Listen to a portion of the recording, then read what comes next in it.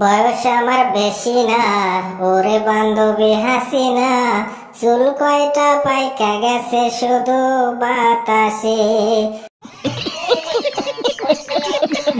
মোদি বন্ধু কি কও, তোমার তো বয়স ৮০ পার, এই বয়সে কি ভীমরতি তোমায় ধরেছে? ওরে বয়স আমার বেশি না, ওরে বান্ধবী হাসিনা, চুল কয়টা পাইকা গেছে শুধু বাতাসে।